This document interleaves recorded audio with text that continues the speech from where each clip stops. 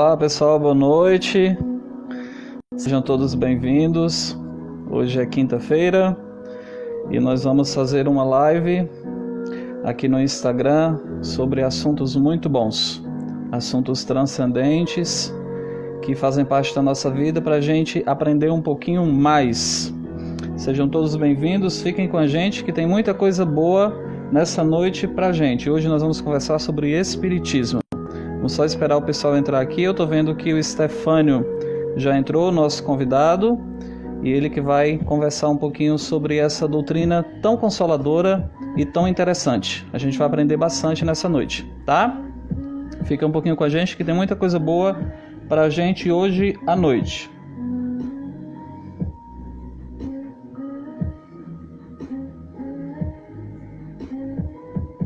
Tô vendo que o pessoal já está entrando, o Paulo já está aqui, a Ana Edilza também já está aqui, o Stefânio. Por favor, vocês que estão já na live, só escrevam alguma coisa no chat se vocês estão conseguindo me ouvir e ver bem. Só escrevam assim: Paulo, tá tudo ok, a gente consegue ver. Eu fico com receio de ficar falando e vocês não estarem me ouvindo. Escrevam alguma coisa no chat. O Paulo, a Ana Edilza, o Stefânio.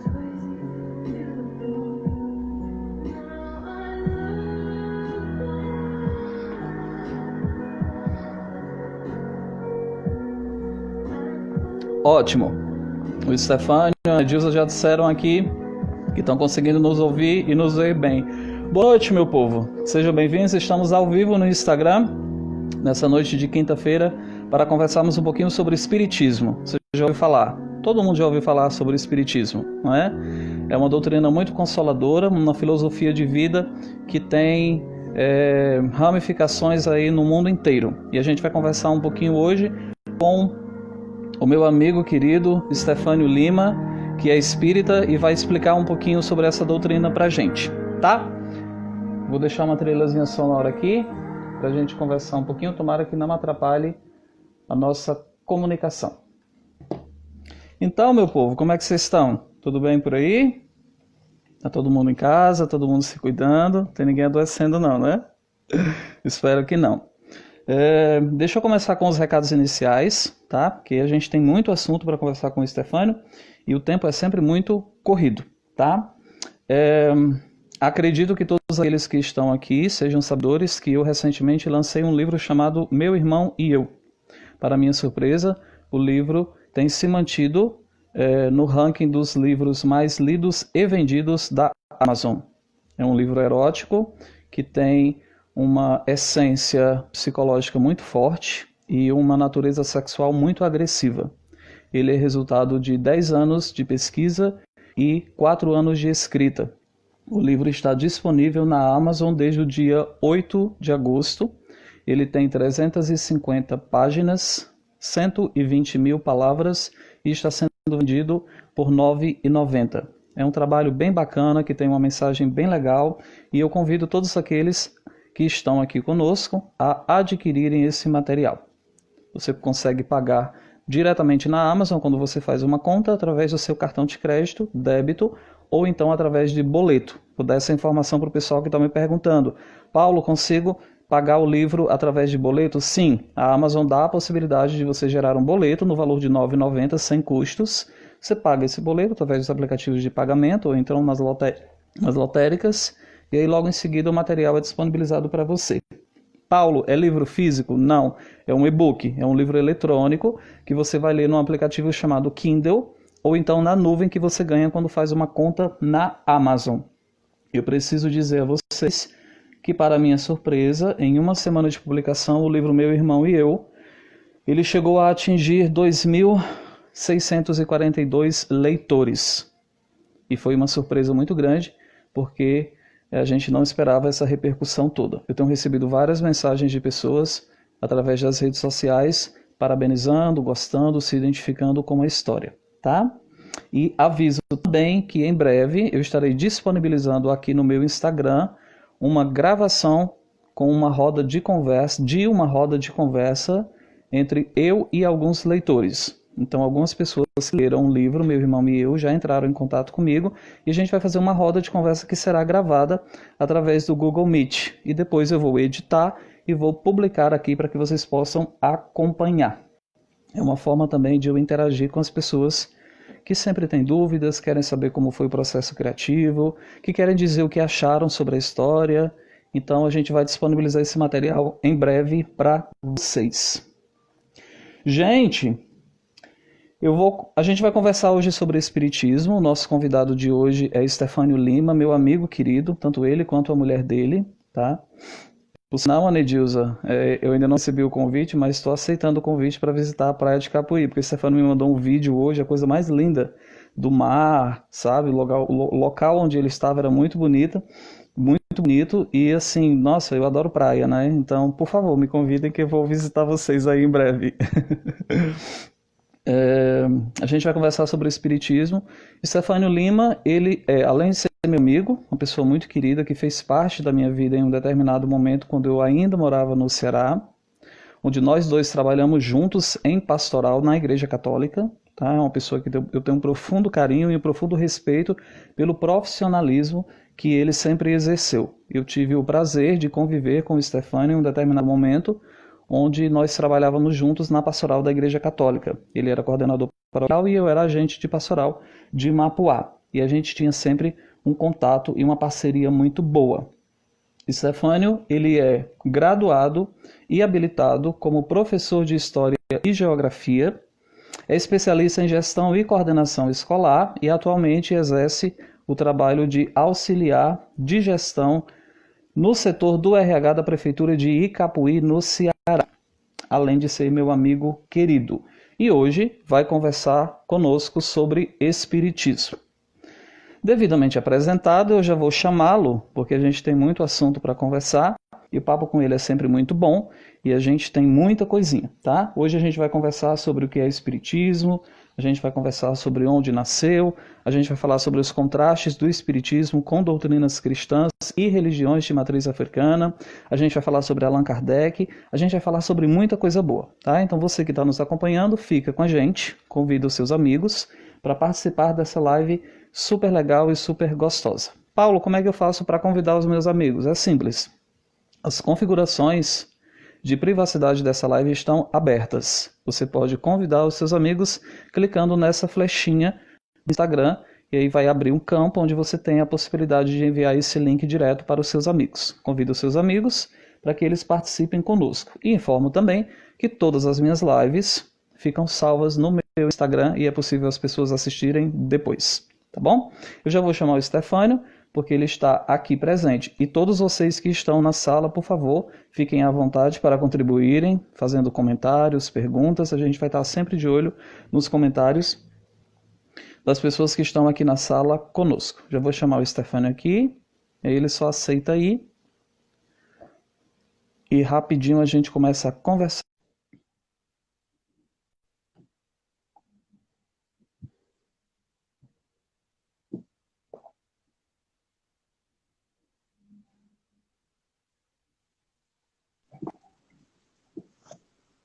Olá, boa noite. Boa noite. Tudo bem? Como é que você está? Você está conseguindo me ver e me ouvir bem? Sim, estou. Tá muito bom. Pronto, agora eu estou conseguindo te ver e te ouvir bem. Você está conseguindo me ver e me ouvir bem? Estou. Tá ótimo o som aqui. Ótimo. Mas você está com a pele queimada. Deu a impressão que você passou o dia na praia hoje, é verdade? Eu moro na praia. Eu moro na praia, eu pego sol, eu ando muito no sol para ir. Aliás, para voltar do trabalho. Eu saio do trabalho 1h30 da tarde, eu tenho 12 quilômetros para percorrer de moto. Então a gente faz algumas coisinhas em casa no final de semana, e aí muito sol, mas não é lá da praia da praia, é só nesses percursos. Que coisa boa. Você sabe que às vezes, Stefano, eu tenho uma certa saudade do sol, né? Porque assim, aqui na Serra Gaúcha, o sol é muito bonito, principalmente no período do verão, né? Que começa normalmente no finalzinho de dezembro e tal. Se bem que hoje está quente aqui. Mas você sabe que às vezes eu passo agora com essa pandemia, eu me vejo passando de semanas dentro de casa sem pegar sol nem nada. Eu acho que a minha vitamina D deve estar bem lá embaixo, assim. Eu tô vendo a tua pele queimada, eu tô meio que com inveja, assim. É, Mas, pois mas aqui não é necessário é muito esforço para, né, ficar com a pele assim, não. Eu sou meio descuidado com o uso do protetor, eu não gosto muito daquela coisa que fica pregando e às vezes Uhum. incomoda a visão, e aí eu evito. Sim, sim. Infelizmente, para quem vive em lugares assim um pouco mais quentes, é realmente importante porque câncer de pele é bem complicado, né? E que bom que hoje a gente já tem essa instrução de que a gente deve usar o protetor. Confesso que eu sou igual a você. Eu também não uso, mas eu não espalho que é para não incentivar as pessoas. Não gosto de usar protetor. Meu bem, como é que estão as coisas? Você tá em Capuí agora nesse momento? Sim, estou em Capuí. Uhum. Está bem, tirando essa pandemia, né, que nos proíbe de ir ainda ao encontro de muitas pessoas. Eu, por exemplo, tive férias esse ano e não pude nem pensar em chegar em casa, né? Apesar de que minha família também se mudou, quase no estabelecimento da pandemia, né? Dias antes de ser decretado o fechamento das coisas, né, das repartições, a minha família viajou para Ribeirão Preto, ficou somente eu no Ceará. Os demais estão todos em São Paulo. É uma situação muito complicada que a gente está vivendo, e se você me permite comentar, eu até acho que a gente está demorando demais para poder resolver isso. Se nós considerarmos que essa história apareceu para nós em março, e nós estamos no final de agosto, já se vão quase 6 meses disso. A Itália, por exemplo, resolveu essa história em 2 meses. E eu fico me perguntando por que que o Brasil está tardando tanto em resolver um negócio que quase todos os países já resolveram, embora as coisas estejam voltando gradativamente, né? Como é que está o número de casos aí na tua cidade? Como é que tá as infecções, as contaminações? O comércio está funcionando normal? Você está trabalhando normal? Como é que está isso? É, sobre o trabalho, eu não parei, eu não cheguei a parar porque a minha função, até o mês passado, ela não exigia tanto contato com as pessoas. Depois, outras pessoas também continuaram em funções no interno, porque não dava para parar, né? Eu trabalho na Secretaria da Administração e aqui é o coração da gestão, né? De tudo que acontece no município, então não poderia parar, não poderia fechar. E aí, sobre a questão de números de caso, né, nós temos uma autoridade municipal responsável, né, o gestor maior, o prefeito municipal, também o secretário da saúde, sempre procurando cumprir as normas, né, do, da administração, das autoridades em saúde, né, aquilo que foi decretado pelas autoridades estaduais. E aí a gente teve alguns casos de contaminação, alguns óbitos, mas não me pergunte por números, porque esses números, eles são sempre atualizados e tem dias que a gente acompanha, eles até postam no grupo de trabalho, outros dias não, eu não vejo essa informação. Então, assim, eu não sei dizer exatamente a quantidade de pessoas que foram infectadas, de pessoas que foram testadas, né, de pessoas curadas, de pessoas que estão em isolamento, de óbitos. Eu não sei exatamente, mas assim, de modo geral, aqui no município de Capuí, nós temos, né, que considerar que a situação está um tanto quanto controlada, tanto é que a cidade está retomando, né, o ritmo normal, né, de nível em nível, conforme os decretos estaduais, ela vai retomando as suas atividades aos poucos. Eu acredito que daqui até dia 20 do próximo mês vai estar tudo funcionando de maneira normal. Esperamos Considerando que. aquela situação, né, passada da gripe espanhola, nós sabemos que ali foi uma situação que durou mais de 2 anos, se não me engano, eu li alguma coisa sobre, e aí nós estamos com alguns meses, né, já passando para mais de 6, chegando aos Mas 5, 6, né? isso, Em março, exatamente. Já está aqui no Brasil nessa história, a gente já está aí chegando 5 meses, né? Já nos seis vamos para dia meses. 17 de setembro, são 6 meses, né? Metade de um ano. Exatamente. Você falou da gripe espanhola, eu lembrei que a gente reclama, é claro, porque é uma situação controversa para todo mundo, mas a gripe espanhola, por exemplo, matou mais de 50 milhões de pessoas ao longo desses 2 anos, né? E a gente espera que essa pandemia de coronavírus não chegue a isso. E, Stefano, nós temos muito assunto para conversar, eu já vou começar com você, Porque senão você sabe que o assunto com você rende, né? Ah, eu sou Como bom eu de avisei, papo. pois é, então você e eu juntos, aí dá. Você me corta, porque senão, puxa a corda, porque senão só eu vou falar. Não, mas vamos lá, nós estamos preparados para tudo. A gente ficou de conversar hoje sobre Espiritismo, avisando as pessoas que já estão na live. Stefânio Lima é espírita, e hoje vai falar um pouquinho sobre essa doutrina consoladora, essa doutrina que muitas pessoas já ouviram falar, mas não conhecem tão profundamente, tá? E desde já eu já agradeço a você que está aqui conosco na live, tá? Fica conosco que a gente vai conversar hoje sobre essa doutrina que tem um propósito de vida muito bom. É uma filosofia de vida que tem coisas muito boas para ensinar para que a gente possa se transformar em pessoas bem melhores. E, Stefano, vou logo começar com você com uma coisa bem simples, tá? Vou fazer logo uma pergunta dupla, porque eu acho que de alguma forma vai facilitar muito até para que eu entenda e as pessoas que estão participando da live também entendam. Explica pra gente, como se a gente fosse uma criancinha, o que é espiritismo e onde ele surgiu. Ok. Mas, primeiramente, me permita fazer uma observação, porque você mencionou duas vezes alguma coisa e eu precisava, né, fazer uma observação em relação a isso. Primeiro, eu não me considero ainda uma pessoa espírita. Por quê? Ao meu ver, né, pelo pouco que eu conheço do espiritismo, é muito sério alguém se auto-intitular espírita, porque o espiritismo é uma coisa muito séria. Diz respeito a uma grande reforma íntima, né? Que de modo geral as pessoas conhecem como uma conversão. Então eu prefiro dizer que eu sou, há 16 anos, estudante da doutrina espírita. Por quê? De 2004 até agora, em alguns momentos, eu lidei, né, com essa questão da leitura, do estudo. Então, eu funcionei, digamos assim, mais neste nível do que no nível da prática. E por isso eu me considero um estudante.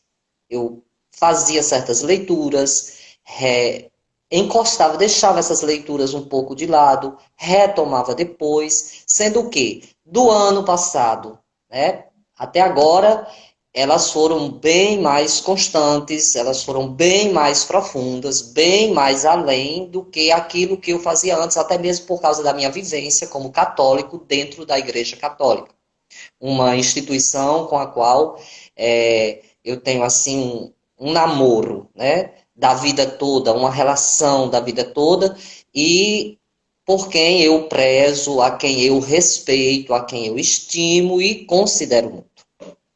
É bom você dizer, explicar isso, porque isso, na verdade, já diz um pouco sobre essa filosofia, de uma seriedade tão grande ao ponto de que não é tão simples assim uma pessoa se auto-titular espírita, né? Mas vamos lá, explica pra gente o que é espiritismo e onde ele surgiu. Bom, espiritismo é uma ciência de observação e uma doutrina filosófica. A princípio, eu posso dizer isso pelo que eu estudei, né, nas obras fundamentais, no curso sistemático da doutrina, o ESD. É isso, uma ciência de observação e uma doutrina filosófica. Alguém pode perguntar, ele não é uma religião? Aí é preciso que se esclareça que, como ciência, ele consiste nas relações que se estabelecem entre nós e os espíritos. E como filosofia, ele compreende as consequências morais dessa mesma relação. Então, são duas coisas distintas. Então, de tal compreensão, de maneira que o espiritismo, ele se torna também uma religião. Quando, filosoficamente, o espiritismo procura compreender a relação que existe entre nós e os espíritos, e observa que nisso tudo há um lado moral, então ele se torna uma religião. Se você me permite o comentário, até para acrescentar um pouco, considerando que a palavra religião vem do latim religare, que significa nos Exatamente. conectar novamente a Deus. Segundo as doutrinas cristãs, aí eu vou falar mais com propriedade, porque sou católico e estudei durante muito tempo isso. Segundo as doutrinas cristãs, pós-pecado original, nós perdemos a conexão com Deus.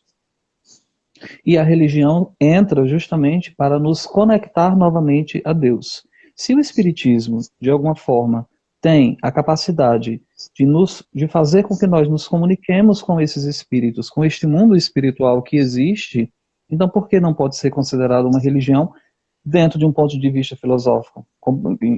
Acrescentando isso que você está dizendo. Como é que surgiu? Onde surgiu? Como é que a gente tem notícias? Como isso chegou no Brasil? Então, considerando o Espiritismo como ciência, como filosofia e como religião, a gente percebe que ele tem um tríplice aspecto. Né? Não podemos pegar de um ponto de vista só. Devemos fazer uma distinção quando você pergunta como surgiu, onde surgiu. Nós podemos dizer que surgiu na França. O Espiritismo como ciência, tal como eu acabei de apresentar, né, em um tripé, ciência, filosofia e religião, esse sistema, ele é francês. Mas eu ainda gostaria de falar sobre isso um pouquinho mais à frente, porque eu estou aqui com algumas anotações, porque são muitas coisas e é uma responsabilidade muito grande. Eu acredito que deve ter alguém do Centro Espírita daqui, né, acompanhando essa live, e aí as pessoas são conhecedoras e não se pode dizer qualquer coisa, né? Tem Não, que eu se entendo falar o perfeitamente, que é realmente correto. entendo perfeitamente a sua preocupação e acho super válido que você traga informações coerentes e verdadeiras sobre nós. Mas surgiu na França.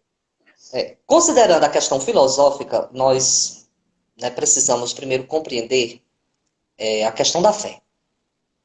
A fé espírita, ela é uma fé raciocinada.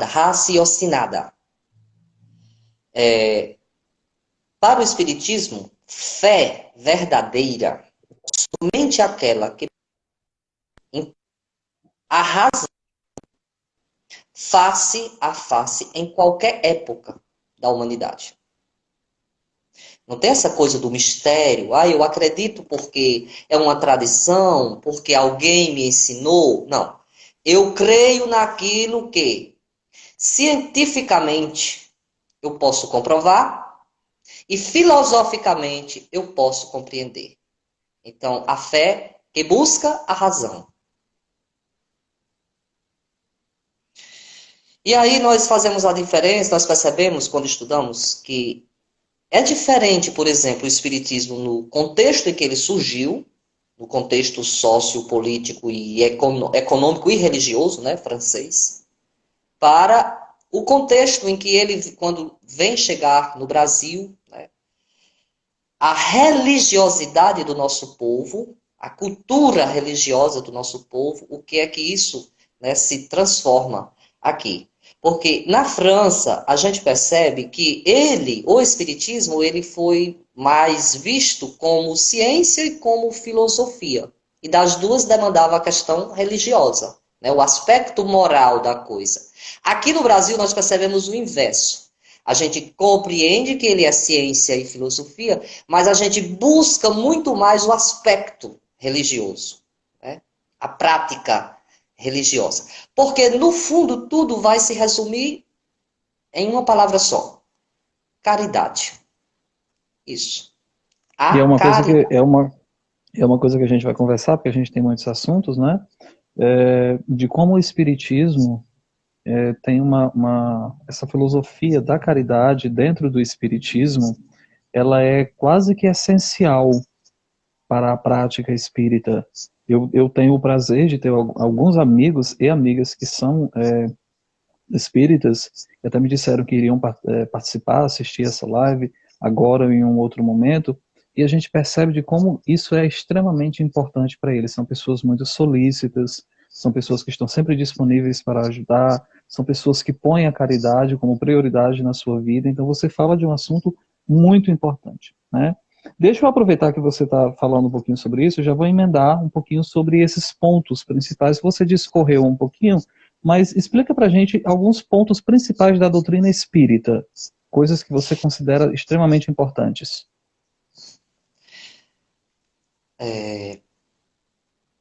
O Espiritismo, como ciência, ele trata da natureza, o que ou quem são os espíritos, por exemplo. Da origem, de onde eles provêm, qual é a fonte. E da destinação, para onde é que eles vão. A nós, que estamos vivos aqui, é aquela velha questão filosófica. Quem sou eu? De onde vim? Para onde vou? Isso se aplica àqueles que vivem no mundo espiritual. A origem, aliás, a natureza, quem são? A origem, de onde vem e a destinação, para onde vão. E das suas relações com o mundo corporal, físico, materialmente visível. Como ciência, o Espiritismo surgiu na França, como eu disse, antes mesmo de 1857. Então a gente está falando do século XIX. Exatamente. Com o Do advento da século sua primeira XIX. obra fundamental, o Livro dos Espíritos. Se você até me permite o Mas, comentário, o século XIX, na França, na Europa, ele foi um século extremamente importante. Estamos falando de aparecimento de espiritismo, estamos falando da própria psicanálise, que revolucionou a forma como as pessoas a enxergam o ciência, né? psicológico, a ciência em si. Darwinismo, Exatamente. Tudo isso surgiu muito no século XIX, e se você me permite até o comentário, muitas dessas coisas que são extremamente importantes para nós hoje do século XXI surgiram no século XIX e até ouso dizer que boa parte delas surgiu na Europa. e é preciso compreender que sem aquelas transformações ocorridas, né, durante o século XIX, principalmente naquilo que diz respeito às ciências, né, o grande avanço das ciências, não seria possível se falar de espiritismo. Por quê? Era necessário que, primeiramente, as ciências se desenvolvessem para que depois o espiritismo aparecesse. Porque ele vai depender das ciências para se amparar nela e comprovar aquilo que ele quer afirmar, assim como as ciências também vão ter a necessidade dele para explicar certos casos que sem eles não seria possível, né, se explicar. Mas como eu estava falando da questão do advento desse livro, em 1857, o lançamento do livro dos Espíritos, mas nós temos vários indícios da existência do Espiritismo sobre a Terra antes mesmo, né, da elaboração da sua doutrina, por Allan Kardec. Espalhado entre as diversas religiões da Terra, alguns casos catalogados na Bíblia, né, nós é porque fazemos uma leitura bíblica e às vezes não percebemos, desde o Pentateuco mosaico, lá no início, né, os primeiros livros, passando pelos profetas, pelos apóstolos, pelos evangelistas, até o Apocalipse. Eu vou citar aqui rapidinho alguns casos. A proibição de Moisés. Através de Moisés, Deus proíbe evocar os mortos. Havia uma razão e um motivo. Mas é preciso que se compreenda que eu não posso proibir você de tomar a água que está dentro deste copo se a água não está aqui dentro. Como é que eu digo? Não beba a água que está no copo, se não tem água dentro do copo. Então, se Moisés proibiu, é porque, na verdade, evocando-se, eles respondem. Outra questão é o profeta, o rei Saul, que mesmo havendo essas proibições, ele procura uma pitonísia para evocar o espírito do profeta Samuel para se entender com ele como faria lá no momento de guerra. Nós vamos encontrar essa proibição de Moisés em Deuteronômio capítulo 18, a evocação do espírito de Samuel pela pitonísia. Em 1 Samuel, capítulo 28, na transfiguração de Jesus, nós vemos ali um episódio muito, muito interessante, porque ali nós vemos Jesus e quem mais? Moisés, o próprio Moisés, que viveu bem antes de Jesus, né? E o profeta Elias, aquele que foi arrebatado no carro de fogo. Nós vamos ter isso em Mateus 17. E esse capítulo, ele é bem interessante, porque no final, quando os apóstolos descem, perguntam a Jesus se é verdade que no fim o Elias vem. Jesus diz que o Elias já veio, que eles não tinham compreendido, e o evangelista comenta que ele estava falando de João Batista. E se nós formos lá no princípio do Evangelho de Lucas, onde é narrado o nascimento de João, quando o anjo Gabriel anuncia João para o pai, Zacarias diz, o menino vai andar com o poder e com o espírito de Elias. Então daí se conclui. João Batista seria o Elias reencarnado? Em Pentecoste, nós temos ali, né, o derramamento dos Espíritos, conforme a profecia de Joel. A observação do apóstolo João, na sua primeira carta, capítulo 4, quando ele disse assim, é preciso que se examine os Espíritos. Então, o que havia ali naquelas primeiras comunidades? De que Espíritos ele estava falando? E as visões apocalípticas, né? Porque todo Apocalipse é um livro de visões, aí tem a questão da vidência, que é um dos fatos relacionados com a mediunidade. Você fez uma explanação belíssima daquilo que de alguma forma eu defendo, porque eu acredito que a gente não pode ficar simplesmente ficcionado, e até como profissional da psicologia eu digo isso, é muito complicado a gente ficar muito ficcionado naquilo que nós temos no momento e não acreditar que isso é resultado daquilo que já foi vivenciado. Eu vou dar um exemplo para você dentro da minha área que você vai compreender. A prática da acupuntura, por exemplo, ela foi muito condenada durante muito tempo pelo Conselho Federal de Psicologia, que não era terapêutico, que não servia, que não poderia auxiliar no bem-estar emocional e psíquico das pessoas e por aí vai. Só que isso já existia durante muito tempo, Stefânio, na vida das pessoas. Uhum. E os resultados disso surgiram de uma forma tão grandiosa que o Conselho teve que se dobrar e dizer, nós vamos reconhecer a acupuntura como um método terapêutico. Você fez uma explanação belíssima para nós agora, desses momentos precisos, onde você pegou do Antigo Testamento até o Apocalipse, ou seja, você percorreu por toda a Bíblia, dessas manifestações espíritas ao longo da humanidade. Nós estamos falando de um texto de mais de 2.000 anos. Mais de 2.000 anos não, porque nós temos 2.000 anos de Cristo. A Bíblia foi escrita há pelo menos mais alguns milhões de anos atrás.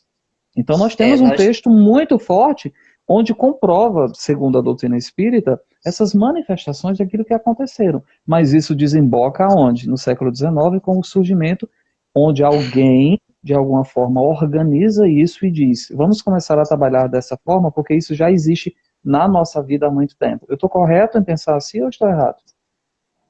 Bem, nós temos, né, comprovadamente, historicamente comprovado, a questão o chamado de Abraão, por exemplo, ele ocorre por volta de 1.800 anos antes de Cristo. Certo? O Espiritismo surge 1.800 anos depois de Cristo. Nós temos ali um tempo, que eu não sei precisar agora no momento, de Abraão a Moisés. Porque com Abraão formou-se o povo, Abraão é o primeiro patriarca, aí vem Isaac, Jacó, os 12 filhos que foram parar no Egito por causa da seca, né? Mas lá encontraram José, que eles haviam vendido antes, e lá esse povo se estabeleceu e foi escravo, se não me engano, por mais de, acho que de 200 anos. Não vou precisar bem aqui a questão, porque data é muito, muito sério, né? Mas foi um bom período de tempo, até que apareceu Moisés, o libertador, né? Para trazê-los de volta, né, à terra prometida. Aí, nós passamos... chegamos a Jesus, contando de Abraão, 1.800 anos.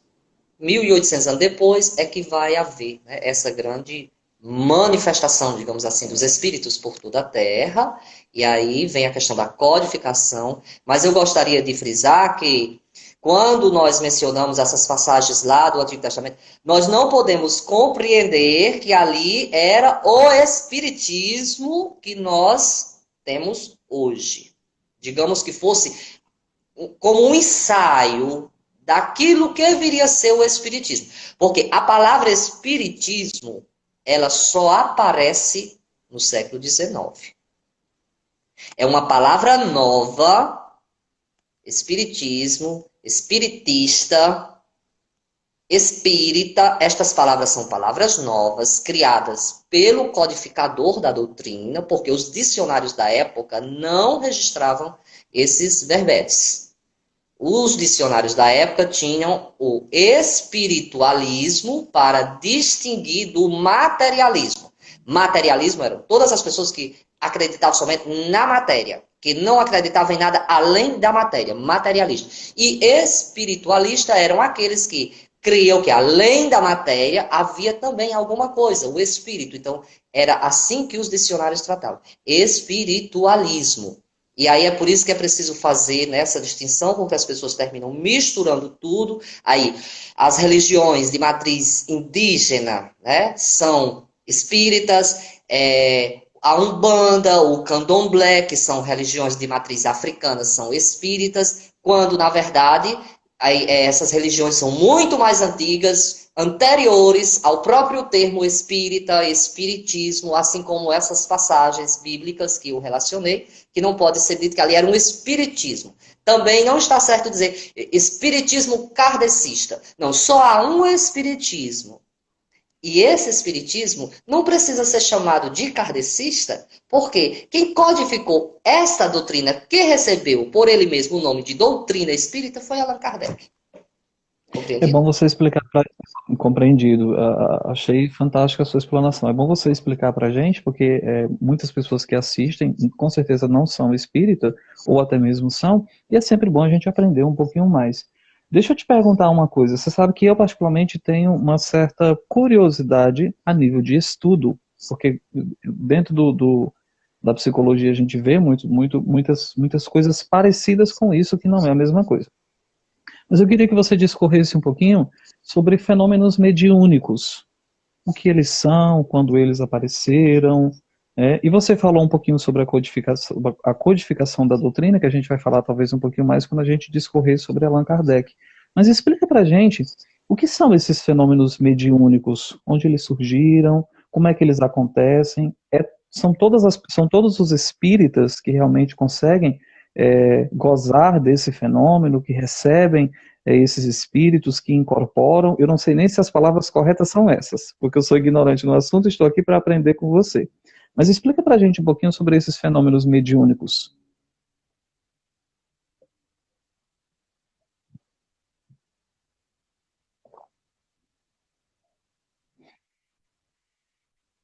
Nós estamos ouvindo você, Stefano, pode falar. Nós estamos ouvindo e vendo você. Sim, a imagem fugiu e o áudio, né, eu fiquei só com a tela escura. Bom, Pronto, sobre a voltou. mediunidade, nós precisamos compreender a primeira coisa. O que é o médium? Ou quem é o médium? O que? Eu acho que o que caracteriza melhor. O médium, ele é, a palavra médium, né, traz a ideia de aquele que intermedia, né? É um mediador, um medianeiro. As obras fundamentais vão dizer que Cristo é médium de Deus. Chico Xavier, por exemplo, ele era um outro tipo de médium, porque ele intermediava entre os seres, né, humanos que lhe procuravam e os espíritos.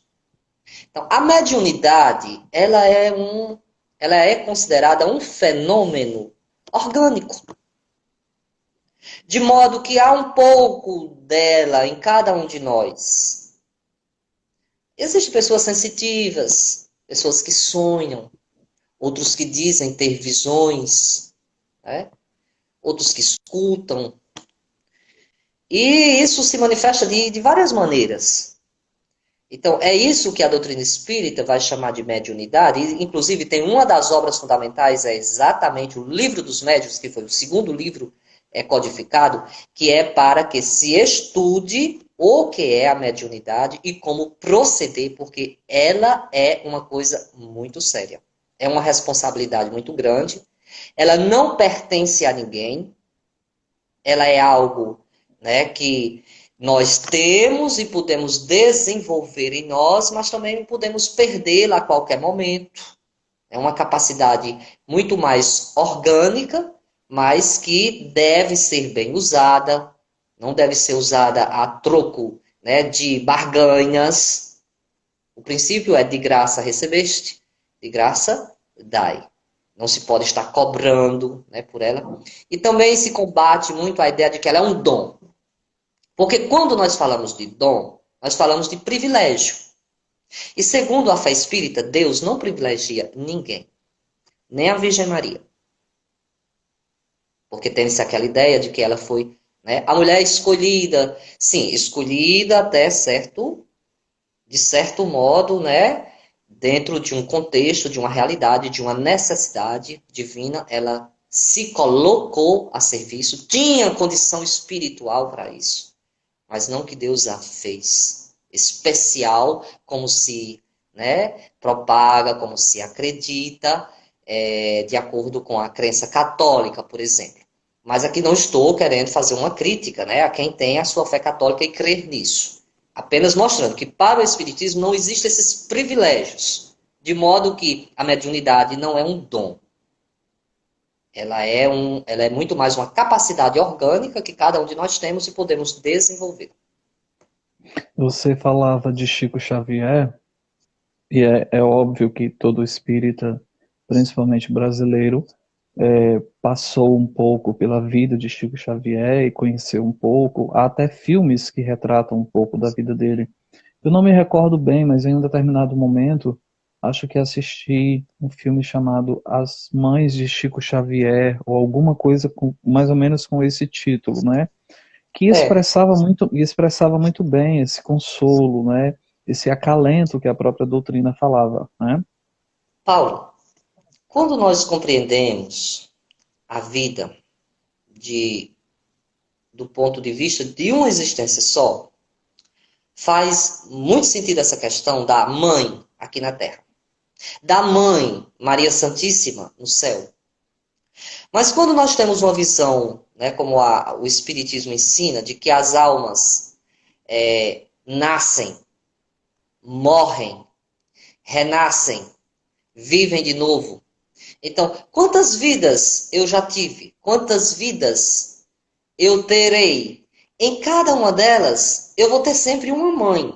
Como um ser humano reencarnado, eu terei sempre uma mãe. Todas essas pessoas que fizerem o meu papel, o papel de mãe na minha vida, né, elas serão minha mãe. Daí aquela questão que você cita aí, né, das mães do Chico. É preciso que se tenha nessa compreensão. É que eu acho uma coisa assim belíssima, porque se mãe é bom, se uma mãe é bom, imagina ter muitas mães, né? Mas eu Você gostaria de fala, falar do objeto que você me perguntou, do objetivo, e aí a gente, né, colocou outra conversa, e aí não falamos sobre o objetivo, né? Qual é o objetivo mesmo do Espiritismo? O que é que ele objeta, né? O objetivo especial do Espiritismo é conhecer as leis que regem o princípio espiritual. Deus, espíritos e matéria. Se você traçar, você tem, de novo, o tríplice aspecto. Ciência, filosofia, religião. Deus, espírito e matéria. Assim nós vamos fazendo as trindades espíritas, né? Porque talvez a gente fale sobre isso. Assim como a a gente vai ciência propriamente conversar. dita, assim como a ciência propriamente dita tem por objetivo o estudo das leis que regem o princípio material, né? A ciência quer estudar as leis que regem a matéria, na química, né? Na física, na biologia.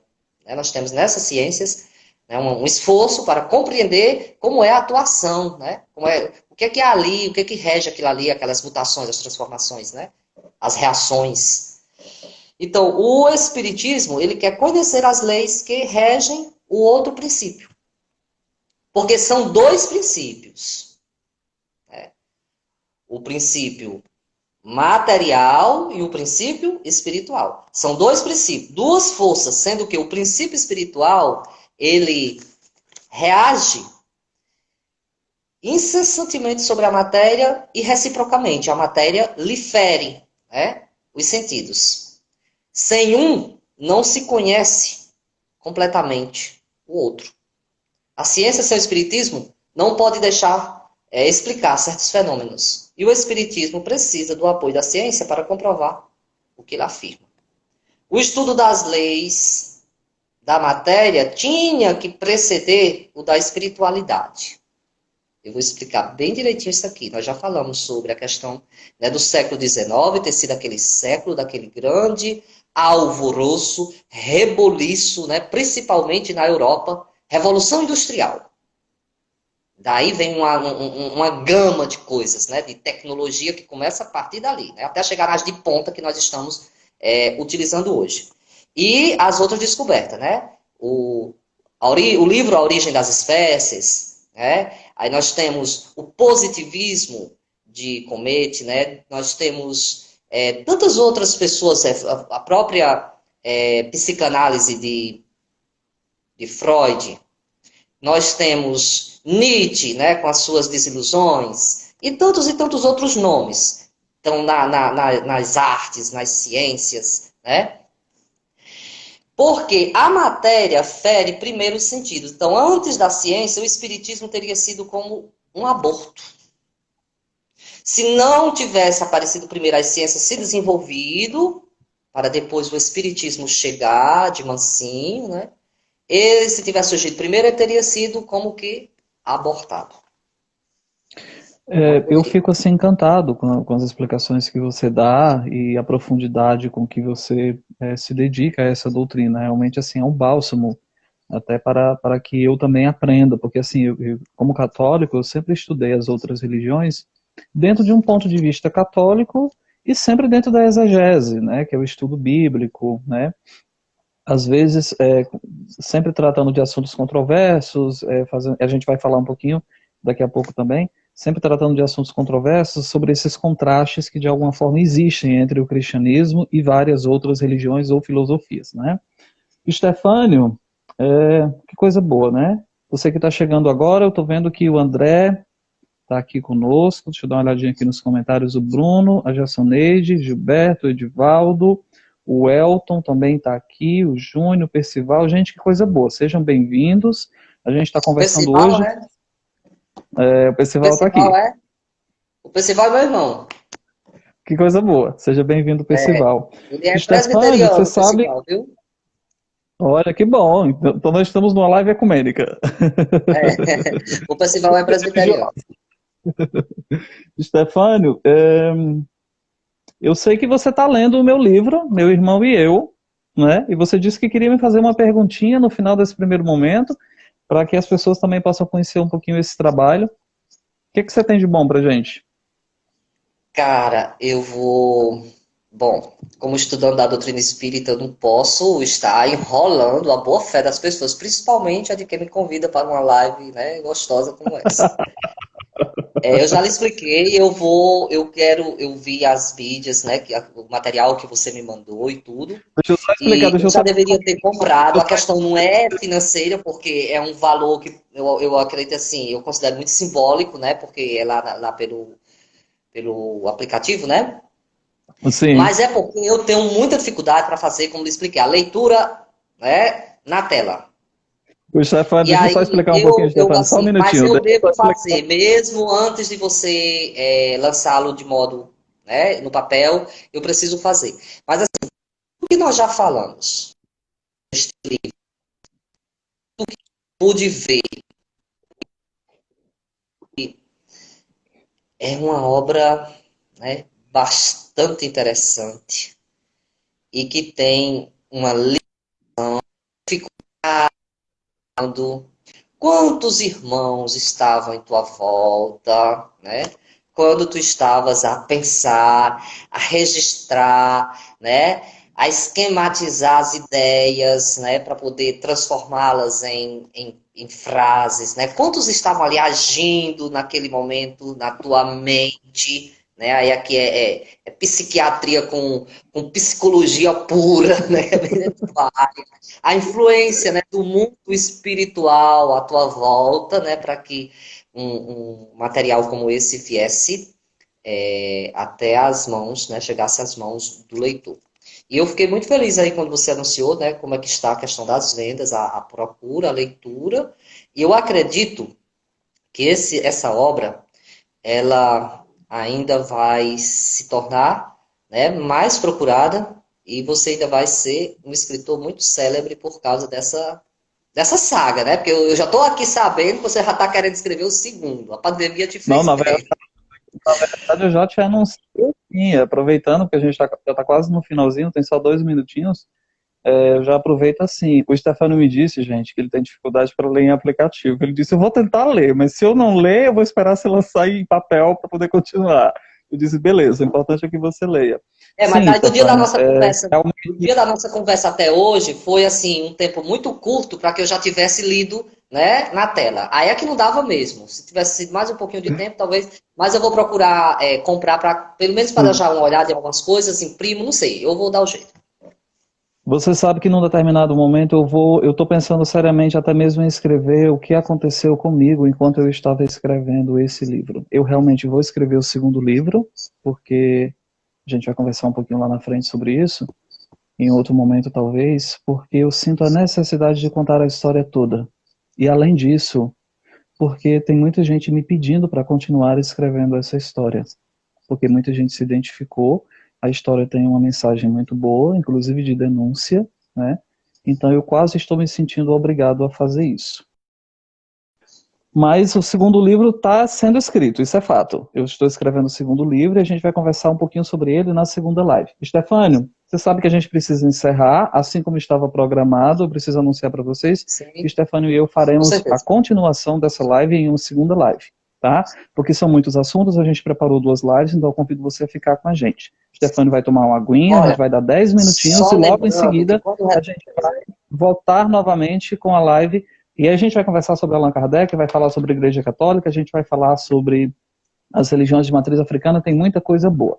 Stefânio, fica aí um pouquinho, que daqui a pouco eu te chamo novamente, tá bom? Sim. Ok.